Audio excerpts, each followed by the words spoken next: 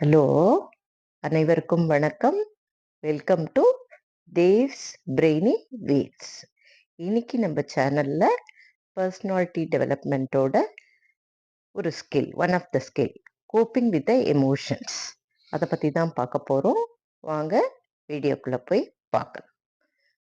Coping with emotions அப்படின்னா என்ன அப்படின்னா, நம்மளோட உணர்ச்சிகள நம்ம எப்படி சமாளிச்சு கொண்டு போறோம் அப்படின்றது தான். அதாவது அந்த உணர்ச்சிகள எப்படி நேர்படுத்துறோம் அப்படின்றது தான் coping with the emotions. Coping with the எமோஷன்ஸ்னா, எமோஷன்ஸ்ன்றது அதாவது உணர்ச்சிகள்ன்றது பலதரப்பட்டதா இருக்கும். அது ஒண்ணு ஆங்ரி கோவமா இருக்கலாம். சேட் துக்கமா இருக்கலாம். இல்ல எக்ஸ்ட்ரீம் ஹாப்பினஸ்ஸா இருக்கலாம். ஒரு ஷையா ஃபீல் பண்ணலாம்.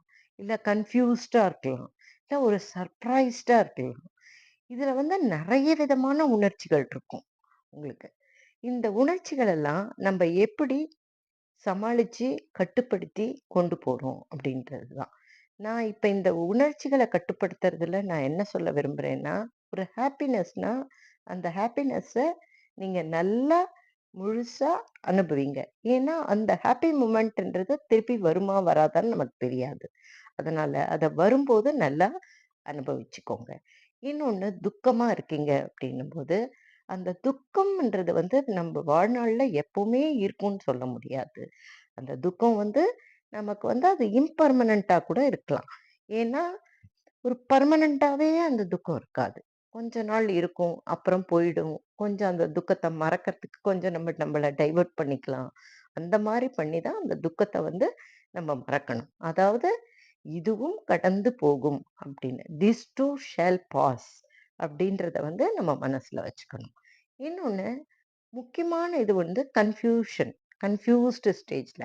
அப்படி இருக்கும்போது, நீங்களே கன்ஃப்யூஸ் ஆயி இருக்காம, யாராவது உங்களுக்கு ரொம்ப மனசுக்கு பிடிச்சவங்களோட பேசி, அவங்களோட பேசினாலே உங்களுக்கு பாதி தெளிவு வந்துடும்.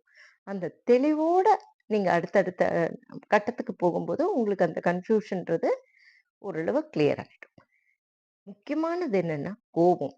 இந்த கோவம்ன்றது இருக்கு பார்த்தீங்களா? அது பல பேரோட வாழ்க்கையே புரட்டி போட்டுடும். என்னன்னா, அந்த கோவம்னா எப்பவுமே ஒரு ஹஸ்பண்ட் அண்ட் ஒய்ஃப்குள்ள சண்டையா? ஒருத்தருக்கு ஒருத்தர் அழகா விட்டு குடுங்க. இல்லையா, ஒருத்தர் பேசும்போது இன்னொருத்தர் பேசாதீங்க. அது மாரி பேசும்போது என்ன ஆகும்? நீங்க பேச, அவங்க பேச டாபிக் எங்கேயோ போய், அது டைவர்ஸ் அது இதுன்னு எந்த அளவுக்கு வேணா அது கடந்து போயிடும். அதனால கோவம்ன்றது மட்டும் கொஞ்சம் எப்பவுமே ஒருத்தர் பேசும்போது இன்னொருத்தர் அமைதியா இருக்கிறது நல்லது. அதுக்காக நான் அடங்கி போகணுமா அப்படின்லாம் கேட்கக்கூடாது. அவங்க கோவம் தணிஞ்ச பின்னாடி நீங்க உங்க பாயிண்ட் ஆஃப் வியூவ மெதுவா எக்ஸ்பிளைன் பண்ணுங்க. அதுவும் சில அஃபிஷியல் விஷயத்துல கூட நம்ம கோவமா எடுக்கிற டிசிஷன்ஸ், அதாவது ஹேஸ்டி டிசிஷன்ஸ், கோவத்துல டக்குன்னு டிசிஷன் எடுப்போம். அந்த டெசிஷன் தப்பா கூட இருக்கிறதுக்கு 100% சான்சஸ் இருக்கு. அதனால கோவத்துல எப்பவுமே அமைதி காத்துட்டு, கொஞ்ச நேரம் கழிச்சு, நம்ப கோபம் சரிதானா? இல்ல நம்ம கோவப்பட்டது நியாயமா? அப்படின்னு பார்த்துட்டு, அந்த நியாயத்தையே நம்ம திருப்பி திருப்பி எல்லாருக்கும் நம்ம அத சொல்லி புரிய வைக்கிறத விட, அத கடந்த அடுத்த ஸ்டேஜ் என்ன அப்படின்றத பார்த்து போயிட்டே இருக்கிறது தான் நம்மளுக்கு நல்லது. அதனால கோவம்ன்றது பர்சனல் லைஃப்லயும் சரி, அஃபிஷியல் லைஃப்லயும் சரி, நெறைய பேரோட லைஃப்பையே மாத்தி விட்டுடும்.